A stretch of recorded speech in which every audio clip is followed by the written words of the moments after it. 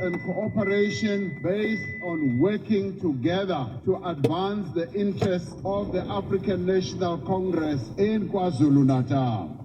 What does all this mean for the upcoming policy conference of the governing party? We'll talk to analyst Ribone Tau at 5:10. And as the curtain came down on the World Athletics Championships, this quite remarkable thing happened. Amazon now beginning to come through. So too is Anderson. Toby Amazon, look at the clock. I cannot believe it. She's done it again. 2 world records in one night.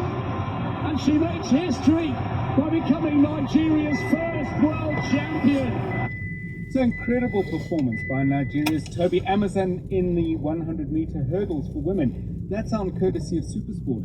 So lots of medals for African athletes for the third major event in a row, 2 World Championships plus an Olympics. South African athletes coming back empty-handed. And not many runners in the finals either.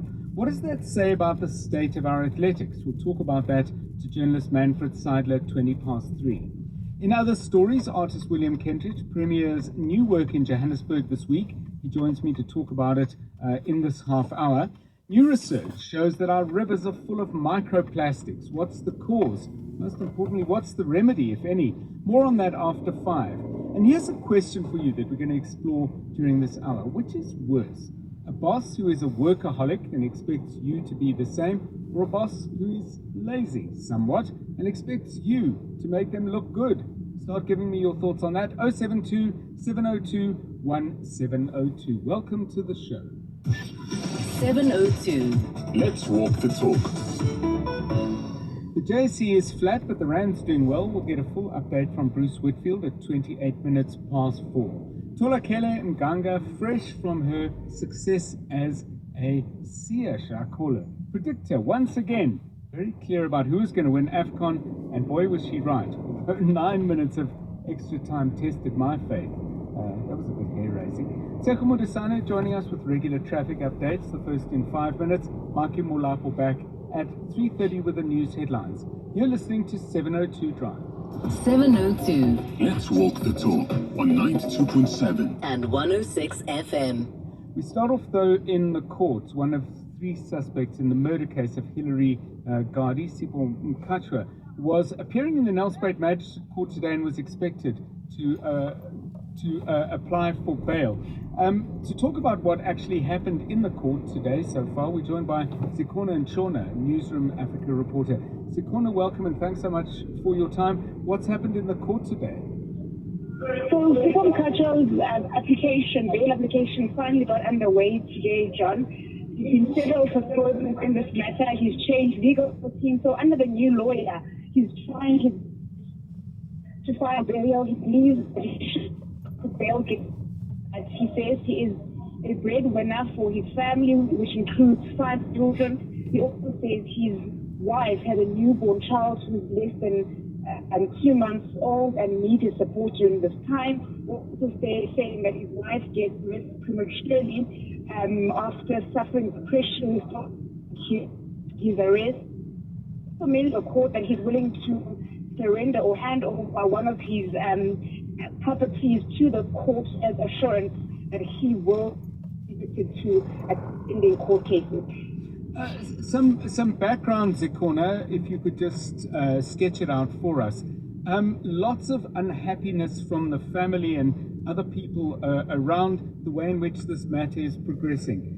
Is anything going to change in that regard, or is the court case going to grind forward in the way that these cases do?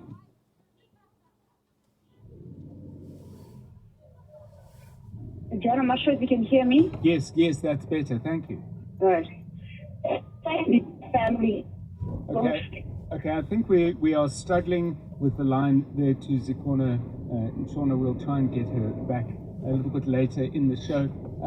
See if we can get her on a clearer line than that. Still to come on 702 Drive, we are going to be talking, and I think you're going to be hearing quite a bit about this. There is a new movement of health workers, and it includes nurses and people working at that floor level of the hospital service, but it also includes some of the most eminent health leadership in the province of Gauteng. They call themselves the I Am movement. I've read that they have already 7,000 members, and they're challenging both the National Minister and the Premier of Gauteng with their demands for systematic change. Prof. Rudo Matiba is the head of the intensive care unit at the Chris Hani Baragwanath Hospital and is my guest at 10 minutes to 5. It's 3:15. EWN Traffic. This Eyewitness News traffic is brought to you by Spot On Bets. Wondering what to do once you get home? Check out Spot On Bets for a welcome bonus of up to 3,000 Rand. Of course, when you get home depends substantially on this man, Secho. How's the traffic? Yeah, good afternoon, John. Bad traffic, slow traffic already on the M2 East Highway between Boysons Road and the Resick Street off-ramp, all due to an earlier accident. I beg your pardon, it's Joe Slover Drive, so delays between those 2 points. Once again, it's Boysons Road and Joe Slover Drive. Delays of about 15 minutes at least, but beyond that point, traffic is free-flowing and it continues to be like that all the way into Germiston. If you're going to be using Refinery Road to get around the Germiston Primrose areas, and that is the only issue on the highways in the city of Joburg this afternoon. City of Tshwane, we've got ongoing roadworks on both sides of the N4 between Doornpoort and Honorstedpoort. The stage slight delays in the easterly direction. The traffic lights in Lombardy East at the N3 North and London Road are still out, and they're also still out of order at Republic and Jan Smuts in Blackgowrie. Going back to the city of Tshwane in the CBD, Lillian Ngoi Madiba, as well as Tsamaya and Watloo Road in Mamelodi are all out. I'll be back with more traffic news in about 10 minutes or so.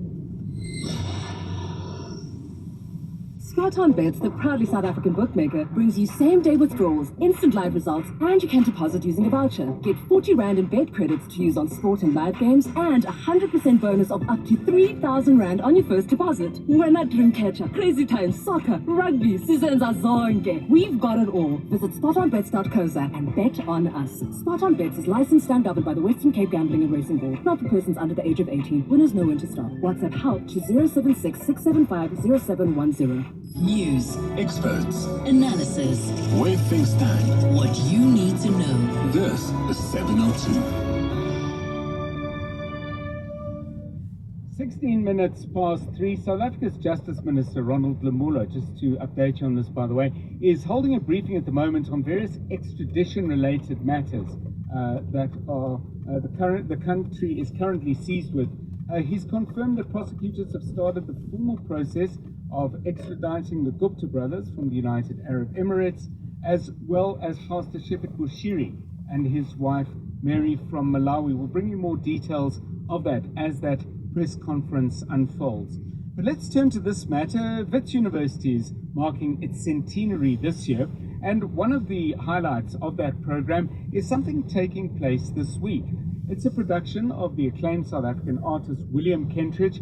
It's called Oh to Believe in Another World. It's on at the Wits Linde Auditorium on the 27th and 28th of July. And the film tells the story of the Soviet Union composer Shostakovich and aspects of his life and his relationship with the state in the Soviet Union.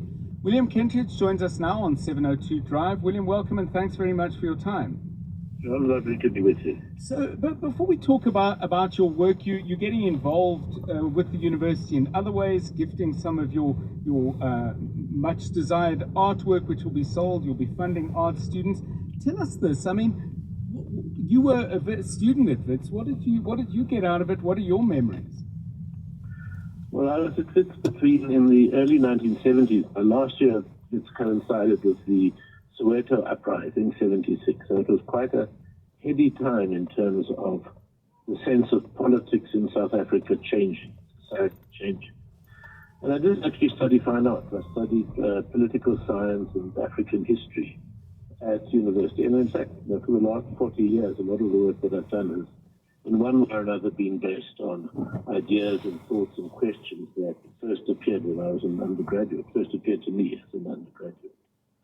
So a very warm connection to the university. Yeah. And particularly also to the Clarence University Art Museum, West, which has